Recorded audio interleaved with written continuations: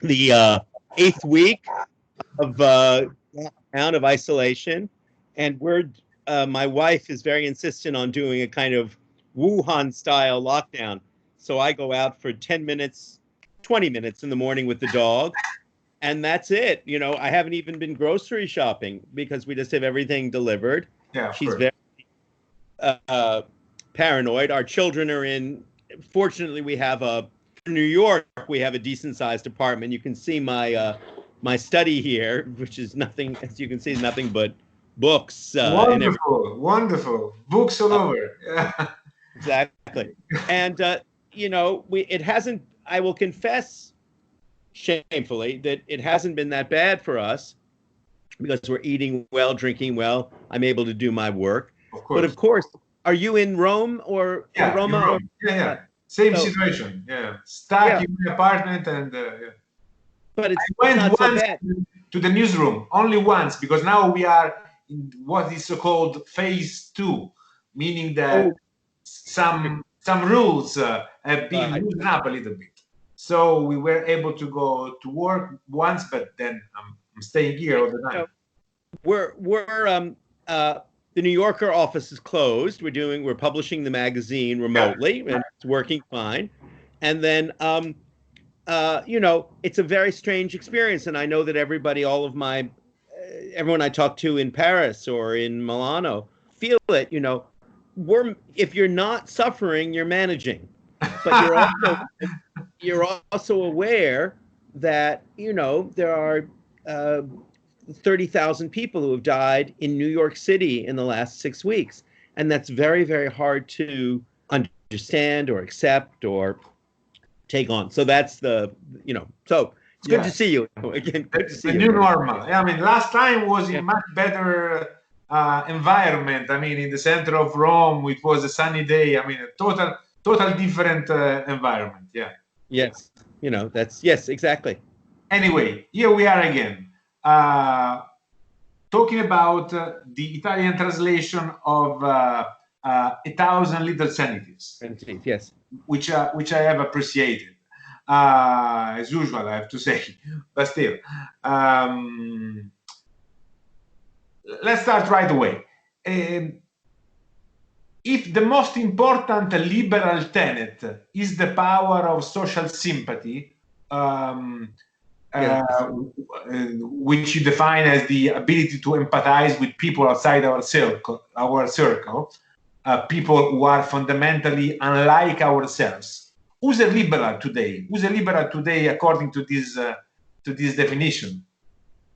Well, two things I'd say. One is I think that uh, social sympathy is essential, but so is the power of social tolerance. Obviously, Yeah. Social sympathy implies community building, but it also implies pluralism. We accept the idea that there will be people who will never be within our social circle, but that we can live with. The crucial point I wanted to make in the book, Riccardo, one point. The Yeah. book probably has too many points, but that's another Many points. story. Yeah, this is true. And is that what matters are not so much individuals as institutions. Question is, and what we rely on are liberal institutions that enable us to create social sympathy without being at war with other social circles. It's liberal institutions that really matter more than inspiring individuals. That's so, though the book is very much about people, I wanted to call the book in Italian Liberalism and Love, Liberalismo e Amore. Amore. And Luigi Briochi, my publisher, was excited by that idea, but then he decided it would seem too might seem too trivial. I still think of the book as being liberalism and love. It's about the connection between passionate people and the liberal idea. But I do think that what matters most are liberal institutions, and that's what we have to look for. The self-evident ones: free elections, an independent judiciary, freedom of the press, but also the less self-evident ones. Um, uh, Everything from coffee houses to zoos to all of those semi-public private places where we can go make an identity. Universities, nothing could be more, the last time I was in Italy, was in Bologna at the university, and nothing could be more important for a liberal society than institutions. So what I wanted to do in the book was to emphasize how much liberal society in our broad sense, not free market societies, but liberal democracies, depend on the strength of their institutions. And the institutions are more important than the individuals. And right now in America, we are undergoing every day a contest between an illiberal leader, Trump, who hates liberalism, and liberal institutions. And the struggle is to see if the liberal institutions are strong enough to constrain an autocratic leader. You had, I would think it's fair to say, exactly the same experience in Italy. You had the virus before we had the virus, and you had that virus before we had this virus. Yeah. In the Berlusconi era, and the question was, could liberal institutions resist an illiberal leader? And the answer was sort of. The answer was sort of yes, but not entirely. So that's what we're undergoing right now. So anyway, that's a long answer, but I do think that liberal institutions are the thing that we have to, when we put our finger on the pulse of our society, it's the health of the institutions, not the charisma of the individuals that we're searching. Perfect answer. Which leads us to the second question. What liberalism, as you define it, has in common with the neoliberal economic thinking? That's one of the great questions, right? And it's also a lexical debate, because debate in language, because of course in France, liberalism means something very different. France has a great liberal tradition, Benjamin Constant, Camus, but it's not a free market tradition. It's a tradition of individual liberty, humanist tradition. My own belief is that empirically, liberalism in my sense, liberal humanism, the practice of liberal democracy, is independent of free market institutions, independent of neoliberalism. One of my favorite examples, which I give in the book, is that Friedrich Hayek, back in the 1940s, said you cannot have liberal institutions without free markets. That was the theme of his famous book, The Road to Serfdom. Socialism means slavery. He said that. Socialism means serfdom. And then the Social Democrats came to power in Britain and in Europe, and without any diminishment of individual liberty. We could argue about the absolute, but really without any diminishment of individual liberty. Everyone was free to speak their piece. You had change of government. Eventually, the free marketers came back into power. It simply was not true that socialism implies serfdom. And one of the great lessons of the 20th century is that there's no contradiction between liberal institutions and social democratic economics. There's tension between them, of course, there always is, but there's no contradiction between them. So I think as an empirical fact, we know that liberal institutions don't depend on laissez-faire neoliberal solutions. And in fact, we know the opposite, Riccardo. We know that you can have free market solutions or free market practices in a country like China without any liberal institutions, without any liberal practices. So I think that's an empirical question that's been answered, that's been asked and answered. We know that the two things don't depend on each other. And I think it's a libel on liberalism to conflate it with neoliberalism. I should add, as a parenthesis, forgive me, I know I answer questions at much too great length sometimes. I should shorten answers. I don't know anyone who identifies as a neoliberal. I really don't. I've never, one of the key ways in life, if a term is empty or not, is if somebody embraces it for themselves. Some words, I know Marxists, I know lots of Marxists, right? I know conservatives, people who identify as conservatives. But I don't know anybody, I know Jews, I know people who say, yes, I'm Jewish. I don't know anyone who identifies as a bourgeois, I don't, maybe it's different in Italy. I've never met anyone who says I'm a bourgeois, and I've never met anyone who says I'm a neoliberal. They'll say I am believe in free markets or I'm a conservative, but nobody uses the label neoliberal about themselves, Maybe which suggests Milton Friedman. I don't know. Maybe back in the days. maybe, but no, who were the neoliberals? Thatcher is the great neoliberal, and Thatcher would never have used that phrase about herself. She believed in conservative values and in free markets. Different, because for her, the two things went together. You had to have the conservative values of family and so on. I'm not defending Thatcher. I'm just saying that I suspect that neoliberal is only used as an epithet of attack.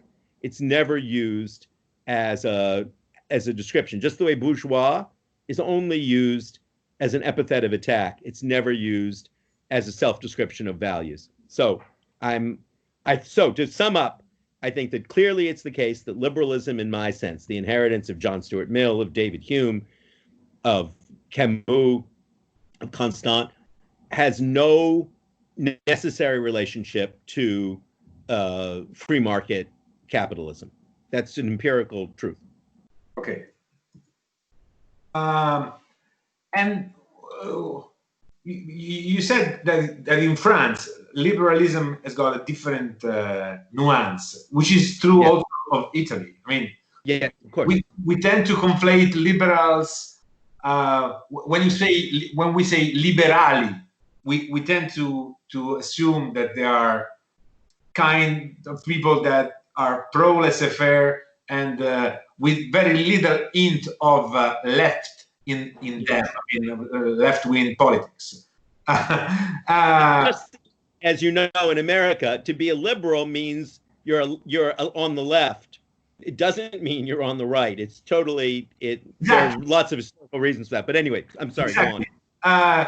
But what's wrong with progressive? Because you say that the many people, I mean, in the left-wing spectrum, they don't call themselves liberals, but they rather call themselves progressive. I'm thinking about Sanders versus Biden in a way. Yeah. What they got wrong? I mean, nothing depends on words. Words change all the time, and if you want to say, I'll call it the Rhinoceros Party because that's my symbol, my animal. All I was trying to do in this book, well, one of the things I was trying to do was simply to say there are two distinct traditions. There's a liberal tradition and a leftist tradition. There's one tradition that descends in English, and I think in Europe as well, from John Stuart Mill in the 1860s, and another tradition that descends from Karl Marx in the 1860s. And they, because they're practiced by human beings, they hybridize, they cross over, but they're very distinct traditions. I believe in the liberal tradition. I believe it's the successful tradition, and I believe it's very different from the leftist tradition. So if we want to use the word progressive to describe liberalism, meaning people who believe both in individual liberty and in social equality, that's fine. One of the points I was trying to make at the beginning of the book is that if you think, and that's why I opened the book with John Stuart Mill and Harriet Taylor, because if you think their two great projects are individual liberty, as absolute individual liberty you can have, complete freedom of expression to the degree that is imaginable in a society. But their other great project was the liberation of women, which is a project of social equality. And they never thought there was a contradiction between having a program of absolute individual liberty and a program of ever-increasing social equality. That, for me, is what the liberal tradition is. We can call it progressive. We can call it many things. It's distinct from the leftist project of the same time, of the Marxist project, which does not think that maximizing individual liberty, freedom of expression, parliamentary elections is important, and postpones projects of social equality until after the revolution. The Marxists were not feminists. They thought that feminism was a bourgeois diversion from the great project of the communist revolution. They thought that, they continued to think that. I mean, even well into the 20th century, the Italian Communist Party had a very what's the word? Tentative relationship with feminism as a project, right? So did the French Communist Party, was anti-feminist. So that's the distinction I'm trying to make. Okay. In which way the sewing system of London has got to do with liberalism? You quote Lewis, Eliot, and... Yes. Well, in the book, and I'm glad you asked me that, Riccardo, because I think here, we all have to do due diligence on our own ideas. And this is one place where I've been revising and agonizing a great deal in the last 8 weeks. I use the sewer system because for me, it's what I call, I don't know what the expression would be in Italian, but in English, a liberalism of process.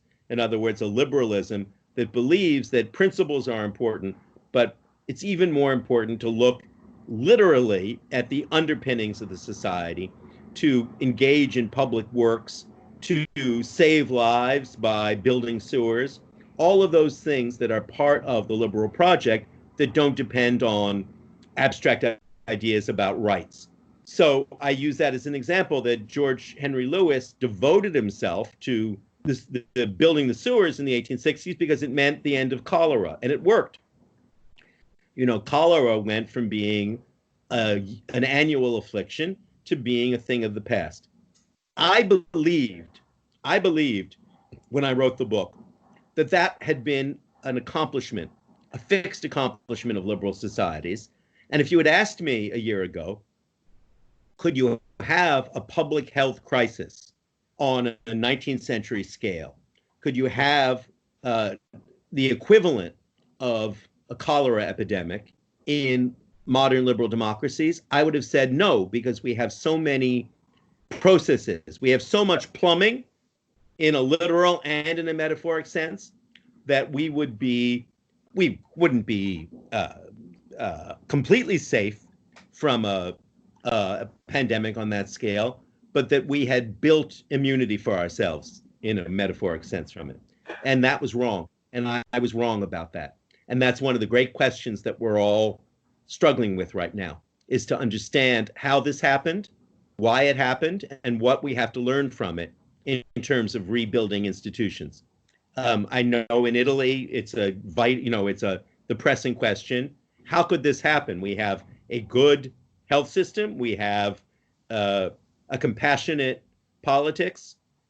How could it possibly be that we could suffer this intensely from a modern pandemic? And that's the biggest question facing the world right now. Exactly, which leads me to the question which is linked to this one. In these times, in coronavirus times, what would be a public endeavor similar to the building of the sewing system? I mean, a radical rethinking of health system in America, for instance, or boosting of hospital equipment. What would you level up with the endeavor that the public sewing system in London was in current times? Well, look, one of the hard truths about the pandemic, which we have to accept, is that it's an equal opportunity oppressor. It kills people in a theocracy like Iran, it kills people in a social democracy like Italy, and it kills people in a free market democracy like the United States. And we can't point and say, well, they are safe and we are not, because it isn't. That's not true.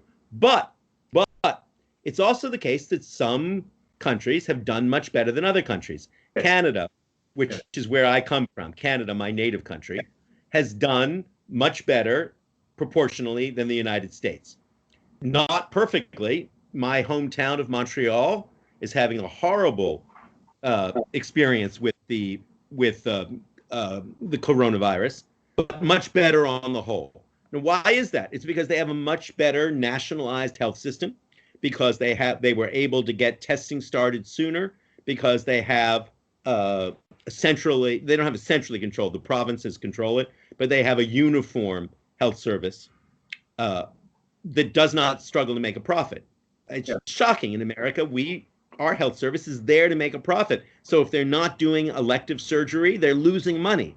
That's insane. So the sewer we have to rebuild, it's obvious, is the American healthcare system. And we need to move.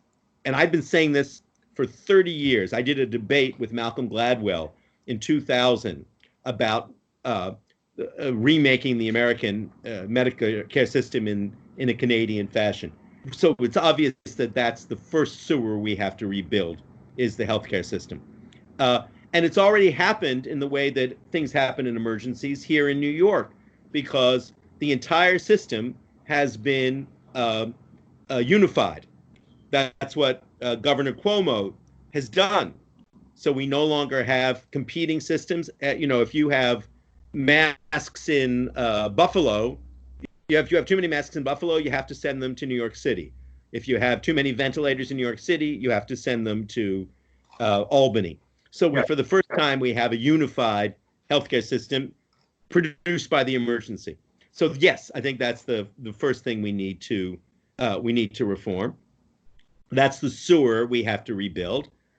We can't. I don't think we should be too blindly sanguine about it, because it's clear. France is a country where I lived for many years, and France has an excellent unified healthcare system, and they are struggling terribly, as you know.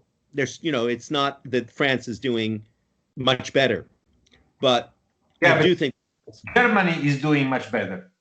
Yes. Much better than us, much better than France. And once again, the reason is that it's democracy, it's a social democracy, which works very well. Yes. It's administrative excellence. They're good at administrative excellence. So, I don't mean to be, the worst thing in the world is someone who has one solution for every problem. Yeah. And I recognize that liberal institutions have come under an X-ray because of this pandemic, and we all have a lot of reform to do. But I do believe that the basic theme of 1,000 Small Sanities is going to be the solution to this crisis. That the reason Germany is doing better, or Iceland is doing better, or South Korea is doing better, is not because of some magic formula that they have that we don't have. It's 1,000 little things that they do more efficiently and more intelligently than we do. Testing, quarantining, administering hospitals. And the way we're going to get out of this, I'm sure, is not because sometime this year we're suddenly going to get a vaccine, maybe, but it's unlikely, or a cure. We're going to have slow, gradual improvement in treatment. We'll have a vaccine that is imperfect but helps. We'll understand treatment better. We'll understand social distancing better. And I'm an optimist in that way, that I think a year from now we'll be doing much better, but it won't be because we have a miracle cure. It will be because exactly we learn how to apply 1,000 Small Sanities to the pandemic. I definitely agree with that. And this gives me the opportunity to provoke you on the title you choose for your book, meaning 1,000 Little Sanities. It seems in a way that you are afraid of big, bold, transformative ideas and much more passionate about 1,000 little things. I mean, minimalism is always better than maximalism? Not always. And I should add in parenthesis that title was not my choice. I wanted to call the book The Rhinoceros Manifesto. Yeah. And then but my American publisher thought that was too esoteric a title. And then my Spanish publisher also said no, that they preferred 1,000 Small Sanities. And I thought my Italian publisher was ready to call it The Rhinoceros Manifesto or Liberalism in Love, but he chickened. But at the last minute, they said, no, we need to call it that. So publishers like this title. I don't. I'll be honest with you, Riccardo. I don't like this title because I think it sounds too much like minimalist temporizing, and the liberalism I'm talking about is more ambitious than that. But I do think it's true that if you look at the way that magnificent ambitions for social transformation are actually realized, they tend to be realized through 1,000 small steps. What I don't like about the title, honestly, is that it implies that magnificent ambitions aren't admirable. And on the contrary, I think that they are. The tradition that I'm trying to explain to my daughter believes in absolute freedom of speech. It believes in the absolute equality of women. Think about that for a moment. I said that to Olivia, to my daughter. If you think about that, for all of humankind's history, women, half the human population, were deprived basic civil rights. Always, pretty much everywhere. In fact, everywhere. So the idea that we're going to have equal rights for women is not a sort of trivial idea. It's a overwhelming, revolutionary. It's the most radical idea in human history. But it's a liberal idea, and it was achieved through an incremental fight. Everywhere that I've looked in my own experience, and I think this is true in history too, I got the expression. The expression comes from an essay that I wrote about the decline in crime in New York City, because it's one of the great social stories of the late 20th century. Crime in New York went from being an omnipresent epidemic to being almost non-existent. We have less crime in New York before the pandemic started. Well, we have no crime in New York now because of the pandemic. None. But even before the pandemic, it's a strange thing. The criminals said, I'm not going to go and hold up a bank, I could get sick. But even before the pandemic, we had almost no serious violent crime in New York. That's a shocking thing. And then you ask sociologists, what happened? How did that happen? And the answer is, there is no one answer. The answer is it was many, many things working together in a positive circle. It was not incarceration. It was new styles of policing. It was immigrants coming into dangerous neighborhoods. It was community control. It was safer subways. It was 1,000 small things produced this enormous social transformation. So that's where, and I wrote at the time in the essay I wrote about the crime decline, 1,000 small sanities turned out to be wiser than one big idea. And I think that, so it came out of that context. And I, even though I regret the title to some degree, I still think that's true. Yeah. It seems that is it really true that elections are won at the center of the political spectrum? Because Trump wasn't centrist in any possible way. We have to change our ideas depending on the evidence, and it's certainly true that Trump's election makes us rethink some fundamental things, and that's one of them. I know that when liberals in America say this, it seems like what we call an alibi. But the reality is that Trump lost the election by 3 million votes. Yeah. Trump never had a popular majority, just as Mussolini never had a popular majority and Hitler never had a popular majority. They were able to take advantage of the system in order to seize power. So in that sense, I think that we should never cede to authoritarians the claim that they're genuinely more popular, because they're not. Trump is not a popular figure in that way. It's the strangeness of the American election system that gave him his victory. And I would add the Russian collusion, but that's a whole other story that we can talk about another time. So, but it's certainly true that one of the things that seems to be true, and it's true in Italy, and it's true in America, and it's true, not yet true in France, but was nearly true in France, is that highly motivated nationalist minorities can come to power. That fanatic minorities now seem to have a path to power that they did not have 50 years ago. And one of the questions within this last Democratic debate, one of what was about whether the Sanders movement, the Bernie Sanders movement, would come to take over the Democratic Party in the same way that Trump had taken over the Republican Party. Bernie Sanders is a much, much better man than Donald Trump, but it was the same kind of highly mobilized minority that was trying to take over a political party.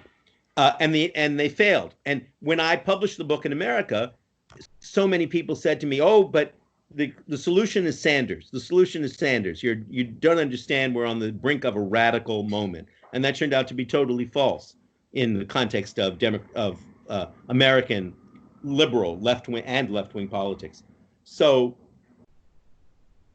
I say this without hysteria, Riccardo, I hope, and I say it without exaggeration, I believe. But the coming election in America will be the most fateful election in the history of liberalism since the Second World War. If Trump wins again, we will be in the middle of a permanent crisis. And that's whether he wins legitimately or illegitimately. And there's no question that that the Trump forces want to win illegitimately. That's their plan. They're going to let they don't care how many people die in the pandemic. They don't care how many voters they suppress. They are determined to hold on to power. Trump is determined to hold on to power because he knows the minute he leaves power, he'll be vulnerable to the law. And the people around him, like Bill Barr, I don't know if you've been following the Barr case, are really, you know, Carl Schmitt, the German legal theorist. They're Schmittians. They believe that there is only power, and it's the same toxic combination of nationalist opportunists and authoritarian ideologues that brought about European fascism is happening again here. It's terrifying. I do agree. Let me insist a little bit on this difference between reality and utopia, because you talk about, you choose this perfect metaphor. I mean, you are particularly fond of the unicorn versus rhinoceros. It's a very effective metaphor, but the US itself were born from a revolution, and many times in history, from the welfare system of Beveridge to the Obama election, things that seemed unrealistic happened. I mean, nobody could foretell that a black man like Obama could. I mean, some could, but still. Where do you draw the line? Because it's very complicated. Where do you draw the line between the realm of reality and utopia? I think there are two different traditions. There's a utopian tradition, what I call a unicorn tradition, and there's a liberal tradition, the rhinoceros tradition. I think we see it very clearly if we compare the American Revolution and the French Revolution. The French Revolution is a utopian revolution.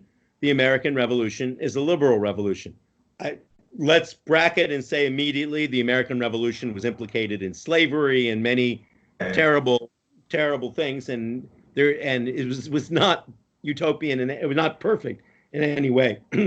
But the American Revolution was built on the ideas of Alexander Hamilton and on Thomas Jefferson that came out of Locke and Hume and the British Enlightenment, and said what we need, if we're going to have social transformation, we can only have it in a context of individual liberty and what's the word I'm looking for?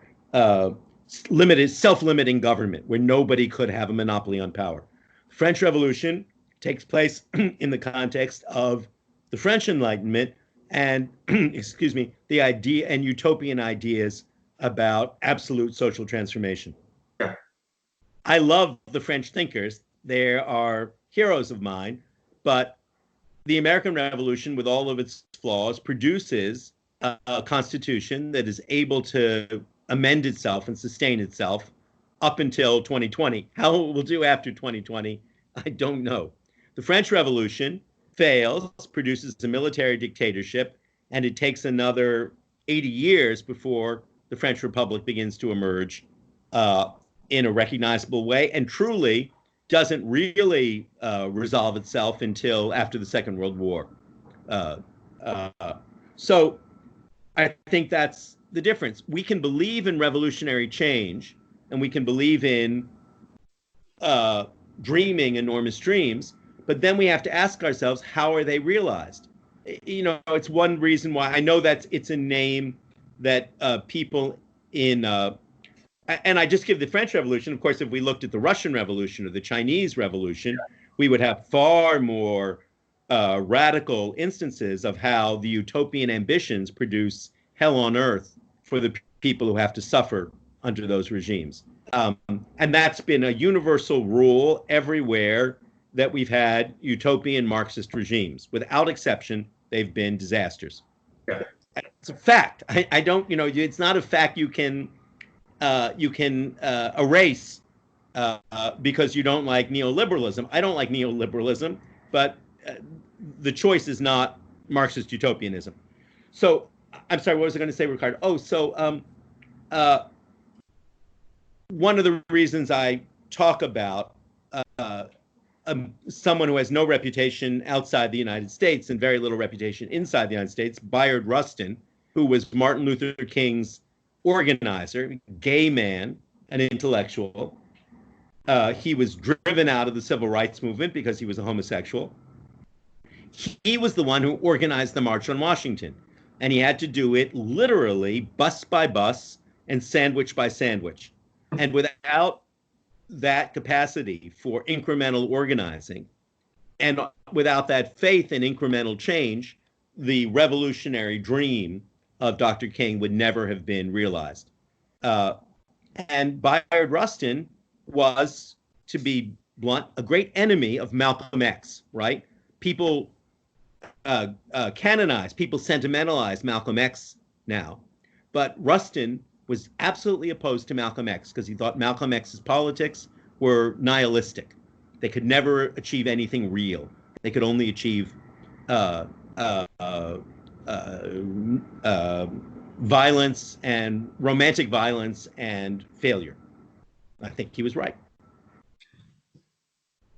Okay, we are almost done, but you write, liberalism is our common practice of connection turned into a principle of pluralism, teenage texting raised to the power of law, which is once again a very effective metaphor, but ain't that a little bit optimistic? I mean, America, for one, is a country with more guns than people, so to speak. Seems more like Hobbes homo homini lupus rather than teenager texting. Yes, listen, two things, Riccardo. One is I wrote this book as a letter to my daughter, and I wanted to inspire her with values that I believed were true. And obviously, I spend a lot of my time, as you probably know, writing polemics about guns and violence in America. I am not blind to the crises and the limits of liberalism in any country. I recognize them. At the same time, the point I was trying to make there is that we have a natural tendency to social sympathy, but also to coexistence. You know, the new edition of the book in America has an afterword that's based on a lecture I gave in Canada last year. And in it, I make the point that historically, human beings have usually managed to coexist. And I give the example of, because I gave a lecture about it in Jerusalem in the year 1000. The Muslims, Christians, and Jews, on the whole, coexisted. They traded, they shared spice markets. They didn't like each other, but they coexisted successfully. And then the Crusades came, and we had massacre after massacre after massacre.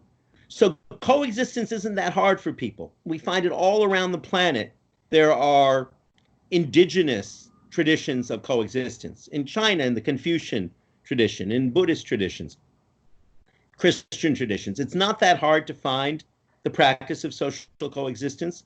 What's hard is to find a principle of pluralism that says, let's take social coexistence and let's make it permanent as we possibly can. Let's do it by recognizing the rights of communities. Let's do it by saying, you know what? Muslims, Christians, and Jews will live side by side permanently. We'll all accept the fact that none of us will be paramount. And so the point I was trying to make, Riccardo, was not that liberalism has a big smiley face and is as easy as teenage texting. It's that it's instinctive to us to want to live in peace with our neighbors. We don't want to be in a state of war with our neighbors all the time. We couldn't live that way. And that all that liberalism is, it's not a set of abstract rules that we try to impose on reality. It's trying to take the best side of human nature, which is the part that says, let's live in peace with the people around us, and tries to turn that into a set of principles. If I can put it another way, it's very much like the history of the sciences. As long as there have been human beings, they've been trying to solve problems by looking at evidence, right? That's part of what it is to be a person. It's to solve a problem by looking at evidence. Babies try to solve problems by looking at evidence. And all that science does is to take that natural, normal human practice and turn it into a set of principles and say, when we're trying to understand the stars and the moons, instead of looking at authority, let's look at the evidence and see what it produces. And in the same way, science is just the crystallization of normal human common sense. Liberalism is the crystallization of the normal human practice of coexistence, which is planetary. That's all I meant. Okay. Last three questions. I don't know if you're familiar with that. I mean, I was watching last night Homeland, the TV series. Sure. Season 7. There's an alt-right online commentator who via a disinformation campaign start almost a civil war. And then in Scandal, another very famous TV series by Shonda Rhimes, the president of the US have a supposed lover killed by a secret service. Not to mention House of Cards, in which the president to be kills a young journalist. I mean, there's a certain distrust in the White House, in the popular culture right now. Why so, according to you? Well, I don't watch my girls, my wife and my daughter watch Homeland. I don't. It's too much for me to deal with. Look,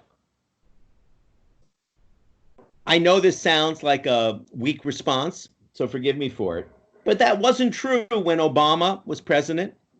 People didn't think at that time that the White House was corrupt. They may have disagreed with Obama about a million things, but nobody thought that. I mean, the crazy people did, but the great mass of people didn't think that Obama was untrustworthy. They may have disagreed with him. So I think we tend to, whatever is happening now, we assume is going to happen indefinitely. It's always been the case that Americans mistrust the government. It's an ancient American tradition. At the same time, they participate in it. You know, the same people who are most suspicious of big government are the ones who most depend on Medicare and Social Security and all of those and government programs. I suppose what the question I would ask, Riccardo, is, can we point to a time, an actual historic time, when people had real confidence in government? In the United States, I don't know about Italy, but in the United States, there's hard to think of a time when people professed great faith in their government. People now tend to forget it, but you know, in the 1950s, which was the height, supposedly, of American power and American prosperity, many people on the right wing believed that Dwight Eisenhower was a communist agent. They did. They believed that. They believe that John Kennedy was a communist agent. They actually believe that. So the tradition, it seems to me that we live much more with a constant base of suspicion, mistrust, distaste for government. And at certain times historically, it rises and shoots us in the head. And I think that that has more truth to it than the idea that there's been a slowly evolving wave of mistrust in government that we're now seeing at an apex. Because I don't see that historically, at least. In other words, I came of age in the 1960s, as you did probably as well. And the relationship of the American people to their government during the Vietnam War was not one of trust and confidence. On the contrary, it was much more, for young people, it was far more violently distrustful. The mood was much more revolutionary then than it is now. You know, it's one of the points I made. I did a piece about Bernie Sanders. Forgive me, Riccardo, I know I talk too much, but I enjoy our conversation. You know, Bernie Sanders is a creature. He's an old man. He was a creature of the new left of the 1960s. But people like my children had never experienced the new left. So for them, it was a revelation to have a character like Bernie Sanders. To anyone who could remember the new left, it was totally familiar. So I'm skeptical of the idea that we're living at a time of a ever greater mistrust of government. It seems to me we always have a mistrust of government. It just rises and falls according to contingencies. Yeah, I agree, because in fact, the initial point that you made about Obama, I mean, probably the same characterization which was done in Homeland wouldn't have been done during the Obama times, but House of Cards was done when Obama was president. So this mistrust idea, this dystopic idea that there are some evil creatures in the White House has always been there. I mean, also when the president was a totally dignified, decent person like Barack Obama. Okay, yes, exactly. We are going to wrap up very quickly, but in the long list of people that you write about in the book, you also put Philip Roth, and you quote it for his difference. I mean, for the distinction he does between patriotism and nationalism, which is a terribly current and important distinction. Can you summarize it? I mean, yes. What's the difference between the two, patriotism and nationalism? Yes, of course. I was blessed, and I will say, I don't know if you saw, Riccardo, but I wrote a memoir of Philip Roth in French that was published just last summer in a French magazine. I'm very interested in it because he's my favorite author. Yes, I'll send it to you. I was very lucky. We were lucky as a family to know Philip very well in the last years of his life. And everyone knows that he gave up writing novels in the last 10 years of his life, but he didn't stop writing. He didn't stop writing. And what he wrote about in speeches and in reviews was exactly this question, because he wanted to ask himself the question, why was it, in retrospect, that he had such a powerful sense of patriotism growing up? You know, Philip is exactly the same age as my father. And my father also, and they had exactly the same experiences growing up, and they both were highly skeptical, critical, intellectual liberals who nonetheless had enormous affection for their upbringing and enormous patriotism. And Philip finally said, the reason I was patriotic about the United States is because I was patriotic about Newark, this very ugly industrial town, not even industrial, insurance town where he grew up. And it was because, exactly coming back to the point we were making before, the practice of coexistence in Newark, the fact that Jews could live their lives almost entirely without persecution, that they could share the cult of baseball with African Americans, with Italians, with the Irish, that everyone drew a common identity from the fight against Nazism and so on. And and Roth even said that the writers who meant the most to him as a young man, he realizes now, were not the great European modernists who he came to admire later, but the American regionalists, writers like Sinclair Lewis, who were able to portray America in a way that made it accessible even to a Jewish immigrant kid. And so he said the experience of Newark was what gave him America, and that the patriotism that he felt in Newark for America was a patriotism of place. He loved the place where he was. He loved the place where he was growing up. And nationalism, by contrast, is an abstract idea rooted in a feeling of vengeance and victimization. The nationalist, Hitler, is the ultimate nationalist, but Trump does pretty well, only has a story to tell about being victimized. Trump has no affection for any place. He has no community. He has no roots in that simple sense. Incapable of patriotism, only capable of nationalism. And Roth's point was that we had to renew our sense of patriotism in order to have a renewed sense of liberalism. And Philip believed that up to the end. How do you do it? Well, one answer is it depends on having healthy places to live in. I don't mean just healthy in our sense now, but having a renewed sense of community. So urbanism is terribly important. Restoring our cities is hugely important. Reviving the idea of a common language, common culture is terribly important. But that was what Roth meant by patriotism. And he spent the last years of his life thinking about that and pursuing it and asking himself the question, why did I love my childhood in Newark with all of its restrictions and all of its exasperations?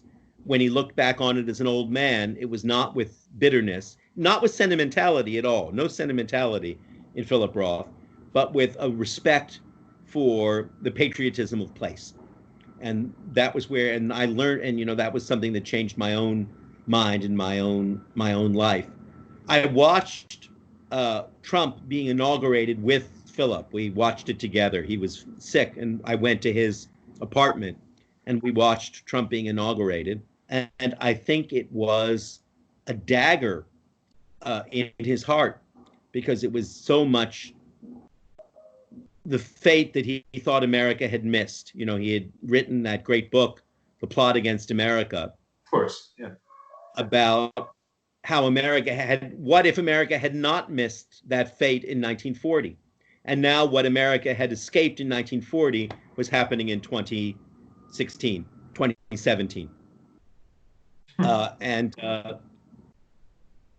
Philip was a completely committed liberal, in my sense, a completely committed liberal humanist. And I miss him very much, but part of me is glad that he doesn't have to be here to watch what's happening now. You also emphasize a lot love stories of your main characters. I'm thinking about Mill and Taylor, but there are others. Why their intimate life or sentimental life is so important in building your life? And I wanted to call the book Liberalism and Love. And I almost, as I said, I thought when I lecture on the book, I call the lecture Liberalism and Love. Because historically and intellectually, liberalism is always condemned as being a legalistic, atomized, dry set of rules for conduct that ignores the human thirst for connection and the human need for identity and all of the great irrational emotions that move our lives. And so I wanted to make the point that if you looked at the origins of the greatest liberal ideas, they were not rooted in a dry, abstract experience. They were rooted in human passion. They were rooted in love. And that if John Stuart Mill and Harriet Taylor had not had their clandestine romance, the ideas of liberty, on liberty, the ideas of against the subjection of woman would never have happened. So I wanted to emphasize, underline the way that liberalism was a moral and even an erotic adventure, as much as it was a set of abstract ideas about human conduct. That was crucial for me, and I tried to do it again with George Eliot. And one of the things I regret in this book is that I wrote a section about Benjamin Constant, the French thinker, and Madame de Stael, and I cut it out because my editor thought it was too remote from American experience. But if I ever do a second edition of the book, they will come to be central to it. I wanted to show, because the way we often think about it is that liberal institutions are fine for the material part of life, but inadequate to the spiritual side of life. And I wanted to say, no, liberalism is rooted in passion, in emotion, in connection, even desperate, clandestine, erotic connection, as with Taylor and Mill. So that was why I made so much of love in writing about liberalism. I thought it had never been done sufficiently. You're totally right.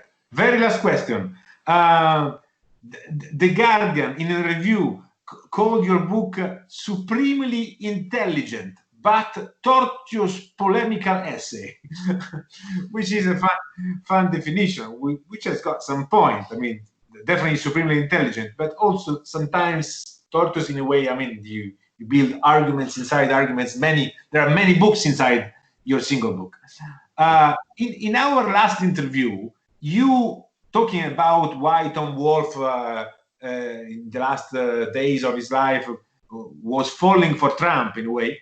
You said that he ended, just to troll liberals, he ended up writing about topics he knew very little about, and you were talking about Darwin, among others.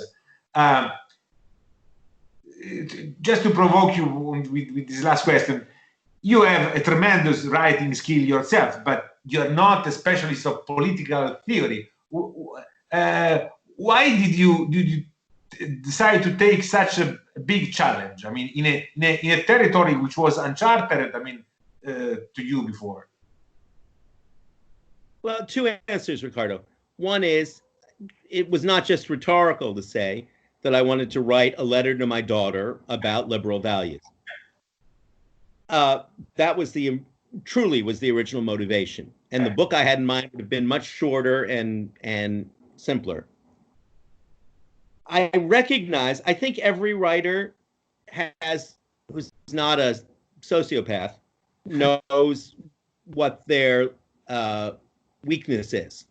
And I recognize that I have a very hard time simplifying. I resist simplifying because the world is not a simple place.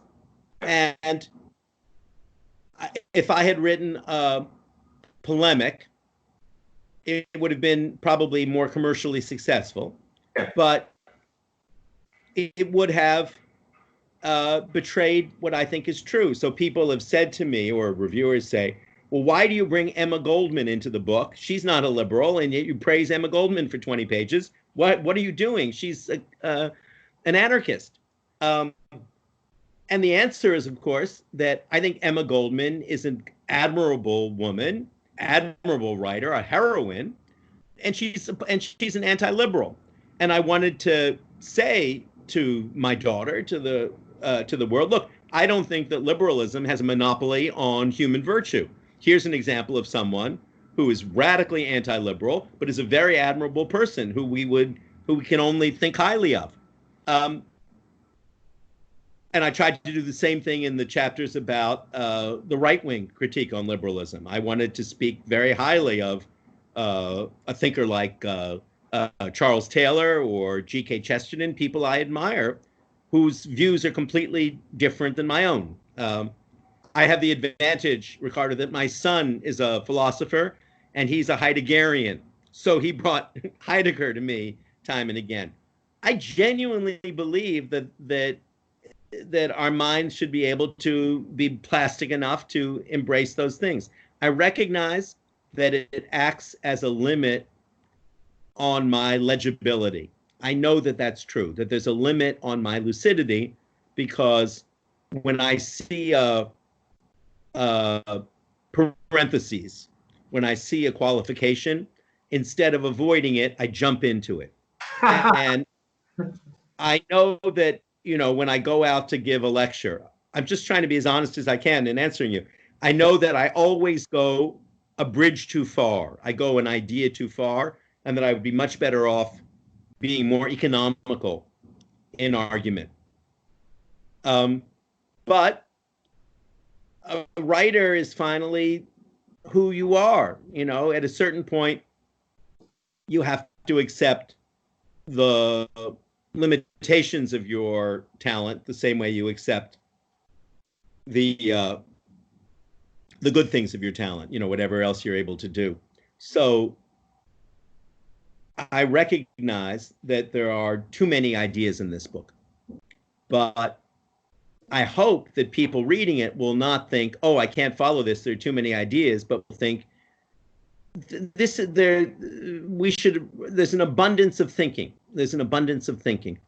And I'll put up with having too many ideas because I recognize the abundance of thinking is a model of the values of the book.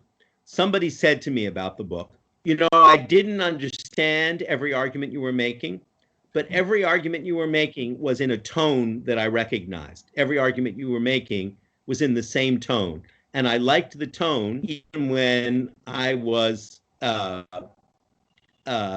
aggravated by the abundance. So writing for me, and it's one of the things I learned from Philip Roth, writing is voice and tone and temperament before it's anything else. So I hope this book is an example of the liberal temperament, even if it's an expression of the limits of my legibility. My publisher will hate my saying that, but I recognize that it's true. I really appreciate your intellectual honesty, and I totally sympathize with you. I mean, erring myself to the side of complexity rather than commercial success. And in your case, I mean, you have also tremendous commercial success. So you have both of the words, so to speak. Listen, well, a pleasure, like always, and I hope that. Thank you, Riccardo. The pleasure is mine. I could talk for another hour. Is Rome now? Is Rome unlocking this week? Is Roma opening this week? Partially unlocking. We are what they call the phase 2, which means that we have some extra leash, a longer leash to get away from our apartments. But still, I mean, most of grocery. I mean, apart from grocery store and pharmacies and some other stores. I mean, many other stores. I mean, restaurants are closed, schools are closed, bars and coffee houses that you like so much are closed. I mean, they are open only to take away. So you have to get a coffee and then you have to drink it in the street. And that won't. When will restaurants and bars reopen, or is there no plan? Approximately. I mean, if everything stays. I mean, if the virus keeps the current course, they should open on May 18th, meaning right. one week from now, approximately. Yeah. But Roma has not been like Milano. In other words, it has not been. We are on different time zones, so to speak. I mean, talking about the coronavirus, we have been incredibly luckier than Milano. I mean, Milano is really in very bad shape, as you know. No, we have been much luckier, but the price of that was a total hijacking of our liberties, because I mean, we have been really very tough in quarantine until now. Same. Well, New York is like Milano. We've had a horrible experience. Yeah. We're going to be locked down for another 2 weeks at least. So, but we're, what can we do? Is It's the thing. Anyway, bless you, Riccardo. I so enjoyed talking to you. Next year in Rome. Thank you. I hope so. Next year in Rome. Bye-bye. Good luck. Bye.